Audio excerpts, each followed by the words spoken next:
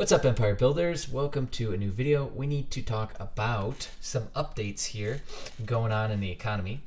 You can expect more routine videos happening here once I get back home, and I can have, I can pump these out and have somebody else editing them, because right now I'm doing all that besides the other channels and everything else, and it's just it's a bit much sometimes. So that will get have a better process flow once I get back. So thanks for sticking with me, and let's dive into this. Okay, right now what we're seeing is a disconnect between hard data and soft data. Soft data precedes hard data, but hard data is GDP factors, okay?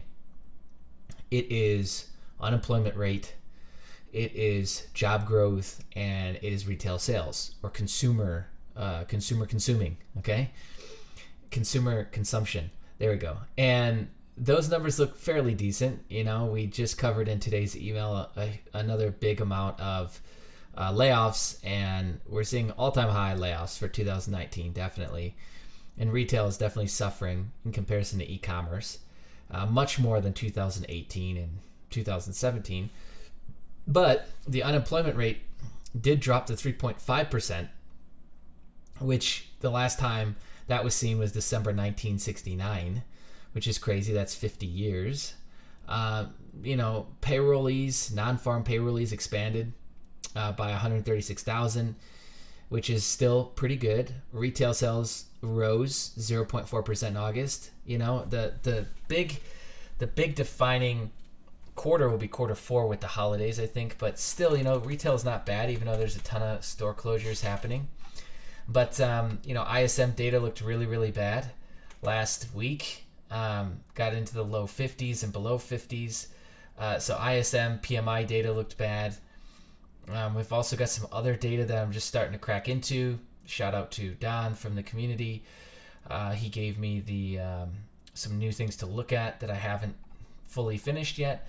But yeah, we're seeing slower growth. So here's the NABA forecast for the next couple years. Definitely looks like a blow off top over this period of time. And this can change, this isn't set in stone, but it's definitely, we're definitely seeing some slowdown happening globally. And there's a lot of, it just seems like everything's really fragile. The markets are really fragile. As the quarters have rolled on here, it just seems to get worse and worse.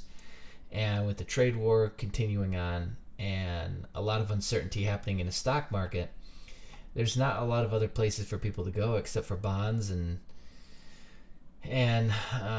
sitting on cash. And that's what a lot of the rich are doing right now. They're sitting on cash. You guys know that. So let's now pivot into some data here.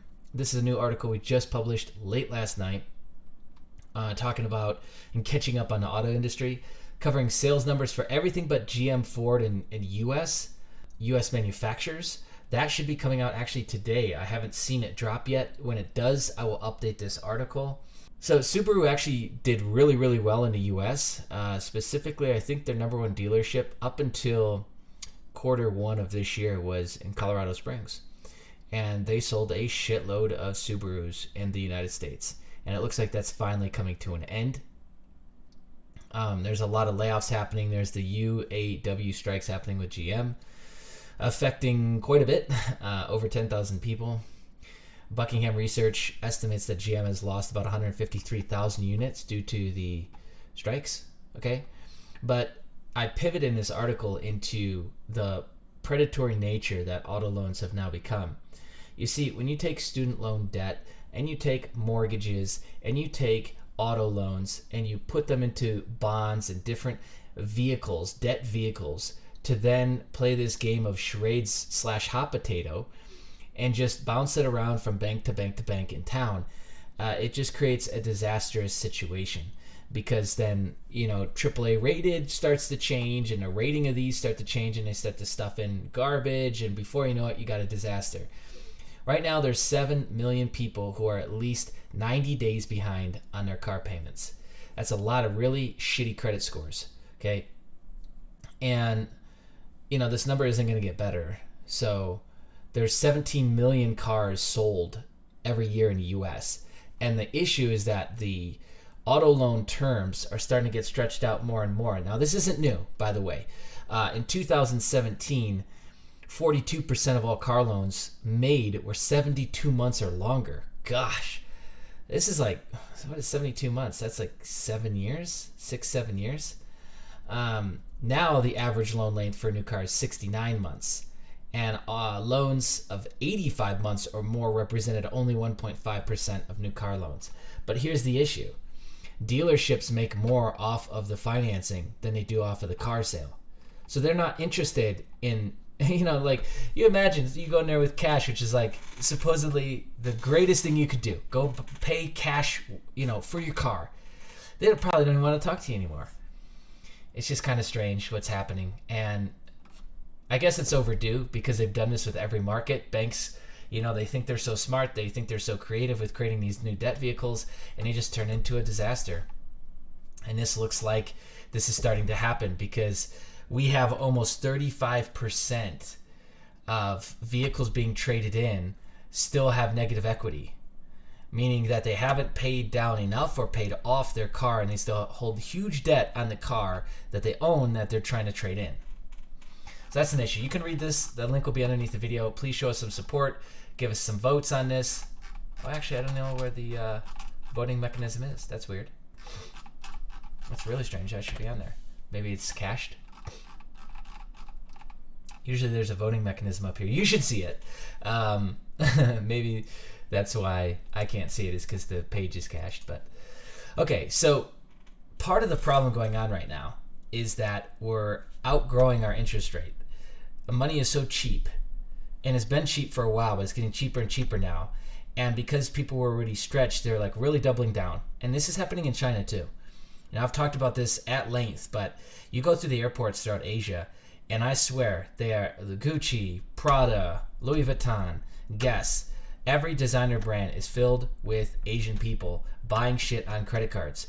And they're walking around with duty-free bags, not just like one bottle of alcohol, but like 5-10 bottles of alcohol, purses, all kinds of stuff. Like, I'm seeing people like splurging and walking around like they just hit the lotto and they went on a shopping spree at the fucking airport. It's just weird. It's not normal behavior. It's very inflationary behavior. Yeah. So, but I mean, 11 years of expansionary growth in the U.S. and who knows how long for China. China keeps a 5, 6, 7% GDP ratio because they build phantom cities, which they tried to keep secret for a really long time, and they still limit the amount of people who can actually shoot video and talk about it because you get kicked out and you get in trouble with the Republic of China. But they, for the last 20 years, have been building phantom cities that nobody lives in, just to attempt to grow themselves out of the issue, okay? And it's worked, you can't deny it's worked. It's weird and it's creepy, but it works. So right now, we just had the WeWork disaster. We had Uber IPO being pretty bad. One of the top 3 worst unicorn IPOs that were valued at over $1 billion since 2008. WeWork was, what's that company? Palladion, PTON is the ticker. That was by far the worst. It saw upwards of a 17% decline on the first day. So that means that it was listed, the IPO price was $29. It's that fitness bike with the app and way overpriced garbage. And it was priced at $29, which was too high. Smart analysts were pegging it at about $14. And on opening day, it opened at $27. And then it dropped as low as $23, but recovered. So that represented the worst. But these unicorn IPOs, they've run their course. They're done, and we've still got really cheap money getting given out. And so companies with weak balance sheets or bloated balance sheets, meaning they owe a lot of money, are outperforming sturdier peers. And it's because investment grade and high yield corporate borrowing costs near record lows. And they're continuing to get cut. So it's kind of like you're trying to dig yourself out of quicksand. A lot of these companies were probably already in trouble, and now that money's cheaper, they're taking more and more on. Maybe they're fixing the problem, maybe not. We'll see. SoftBank, its losses, damages from Uber, WeWork, and other bad investments from this year alone could exceed $5 billion in losses.